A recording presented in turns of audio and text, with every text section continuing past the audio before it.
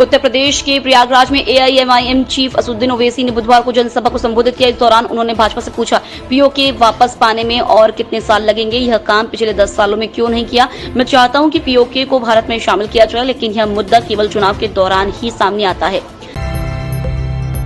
Congress party के पूर्व नेता आचार्य प्रमोद कृष्णम ने राहुल गांधी पर बड़ा हमला किया है।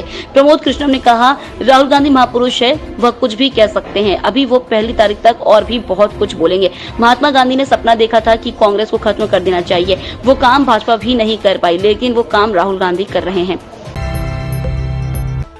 कांग्रेस महासचिव केसी वेणुगोपाल ने कहा, हम अच्छे नतीजे की उम्मीद कर रहे हैं। हमारा मकसद इस तानाशाही और लोकतंत्र विरोधी सरकार को केंद्र से हटाना है। इस देश के लोकतंत्र के लिए इसकी बहुत जरूरत है। उन्होंने कहा, चुनाव के लिए कोई सामान अवसर नहीं है। भाजपा के लिए ईडी, आईटी, सीबीआई जैसी एजेंसियां काम कर रही है।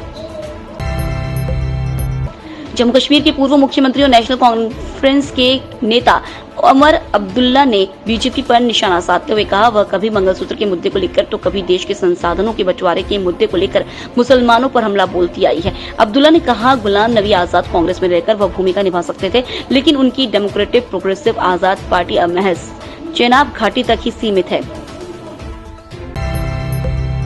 लोकसभा चुनाव 2024 के मद्देनजर छठे चरण का मतदान 25 मई को किया जाना है। इस दौरान 8 राज्यों और केंद्र शासित प्रदेशों की 58 लोकसभा सीटों पर मतदान किया जाएगा। इस तरह छठे चरण में 58 सीटों के लिए कुल 900 उम्मीदवार चुनावी मैदान में हैं। आम आदमी पार्टी के नेता राघव चड्ढा ने पूर्वी दिल्ली लोकसभा सीट से पार्टी के उम्मीदवार कुलदीप कुमार के लिए प्रचार करते हुए कहा कि दिल्ली में उनके दल की सरकार बनने के बाद से लोग हर महीने हजारों रुपए की बचत कर रहे हैं। चड्ढा ने कहा, जल्द ही केजरीवाल सरकार से महिलाओं को 1-1 हजार रुपए मिलेंगे। चुनाव आयोग ने 22 मई को कांग्रेस अध्यक्ष को नोटिस भेजा है, जिसमें निर्देश दिया है कि उनकी पार्टी अग्निवीर योजना जैसे मामलों पर सेना का राजनीतिकरण न करे। इस निर्देश के एक दिन बाद सीनियर कांग्रेस नेता और पूर्व वित्त मंत्री पी चिदम्बरम ने कहा, चुनाव आयोग का यह निर्देश गलत है। सरकारी नीति की आलोचना विपक्ष का अधिकार है।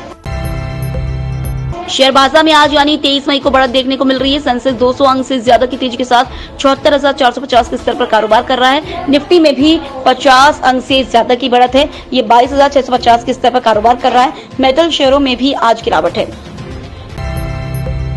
दुनिया भर के कई देश इन दिनों भीषण गर्मी की चपेट में है। बांग्लादेश में लगातार 26 दिन से हीट वेव चल रही है। यहाँ अब तक 30 लोगों की मौत हो चुकी है। थाईलैंड में भी गर्मी की वजह से 30 से ज्यादा मौतें हो गई हैं। यहाँ स्कूल बंद कर दिए गए हैं। ओलंपिक मेडलिस्ट पीवी सिंधु ने ब्रेक के बाद शानदार वापसी करते हुए Malaysia masters super 500 badminton tournament के दूसरे राउंड में पहुंच गई हैं। टूर्नामेंट की 5वीं सीड सिंधु ने आखिरी बार खिताब 2022 सिंगापुर ओपन में जीता था। अब उनका सामना कोरिया की सिम यू जिन से होगा।